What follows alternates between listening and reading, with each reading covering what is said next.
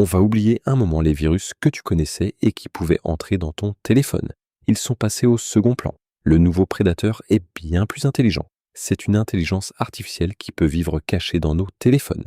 C'est une application qui peut sembler inoffensive.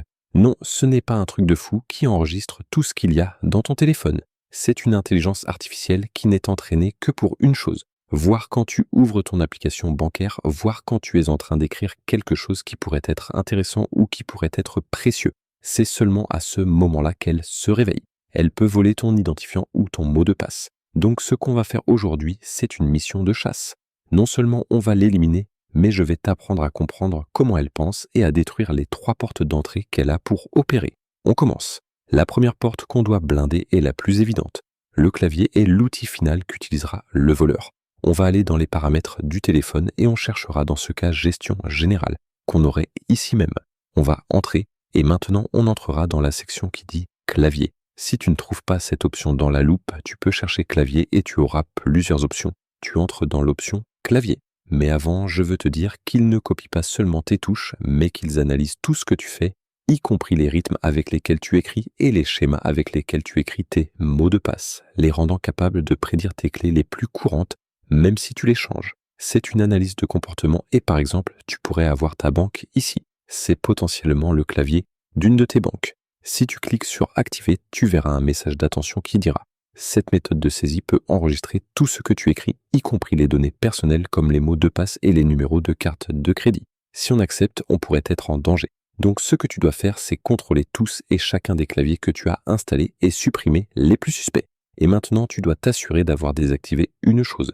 Ici même dans Gestion générale, où on a les options du clavier, on aura une option qui s'appelle Service de personnalisation. Si on entre, on va voir que je l'ai désactivé, mais c'est très dangereux. Ici, ils peuvent obtenir le contenu et les recommandations personnalisées en fonction des centres d'intérêt, de la localisation et des schémas d'utilisation de l'appareil. Ça, tu dois l'avoir désactivé et c'est très important. Comme tu vois, il y a beaucoup de choses qu'on doit désactiver, donc on doit faire très attention et continuer à regarder la vidéo. Maintenant, on va passer à l'option suivante. Cette option est une des plus dangereuses, car comment l'intelligence artificielle sait-elle quand elle peut s'activer? Comment voit-elle que tu as ouvert l'application de la banque avec cette permission qui est la plus dangereuse de tout Android et je vais t'apprendre à y accéder. On entrera dans les paramètres de notre téléphone et on cherchera accessibilité qu'on aurait juste ici. On va entrer. Comme on voit, on a une longue liste. Celle qui nous intéresse est celle-ci, application installée.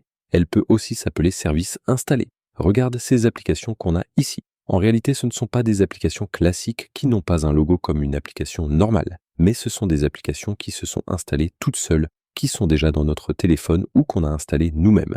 Disons que c'est le cœur, la permission d'accessibilité qu'on donne à ces applications. Ces applications sont capables de voir et contrôler l'écran. Imagine qu'un malware avec intelligence artificielle de reconnaissance d'image est entraîné avec des milliers et des milliers de captures d'écran des interfaces des principales banques. Il ne lit pas le code, il voit le logo de Crédit Agricole, par exemple, ou celui de la Société Générale. Et à ce moment-là, l'intelligence artificielle dit « Réveille-toi, c'est l'heure d'enregistrer ». Donc on va s'assurer d'avoir tout ça désactivé, le lien vers Windows désactivé. Évidemment, si à un moment tu en as besoin, tu n'as qu'à le réactiver. Les notifications sonores désactivées. La transcription instantanée, très important, désactivée. Et le Voice Access désactivé. Et maintenant, on continue avec l'étape numéro 3. T'as sûrement remarqué ce petit cache sur ma caméra. Et cette pochette que j'ai toujours avec moi. C'est pas un accessoire stylé, c'est une protection. Parce qu'aujourd'hui, on peut littéralement pirater ton téléphone, activer ta caméra à distance, suivre tes déplacements, capter les infos de ta carte bancaire et même ouvrir ta voiture sans contact, sans que tu t'en rendes compte. Du coup, moi, j'ai opté pour un truc simple. Un cache caméra ultra fin, une pochette spéciale qui coupe toutes les ondes, Wi-Fi, Bluetooth, RFID, GPS. Tu veux être peinard, je t'ai mis le lien du pack que j'utilise en description. Franchement, c'est pas cher et ça évite des mauvaises surprises. La dernière étape sera un bouclier que Google a bien fait et dans ce cas, il faut le reconnaître. Ce qu'on doit faire, c'est activer la dernière barrière qui sera essentiellement une assurance vie. On va s'assurer que le gardien de Google, qui dans ce cas, comme je l'ai dit avant, l'a bien fait, soit au maximum de sa puissance. Donc ce qu'on va faire, c'est aller sur le Play Store, on entrera dans notre photo de profil, on fera défiler jusqu'à trouver la section qui dit Play Protect.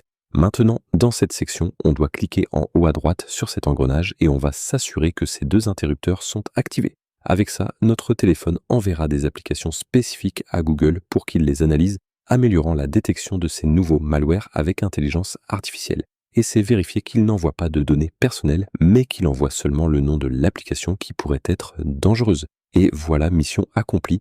On a déjà trouvé 3 sources avec le pouvoir d'avoir de l'intelligence artificielle et d'absorber des données qui sont très pertinentes pour nous. Maintenant, tu seras beaucoup plus protégé. Si la vidéo t'a plu, partage-la avec les personnes qui, selon toi, ont besoin de ce type d'aide. Souviens-toi que je te laisse le lien en bas pour avoir ton pack et on se voit dans la prochaine vidéo.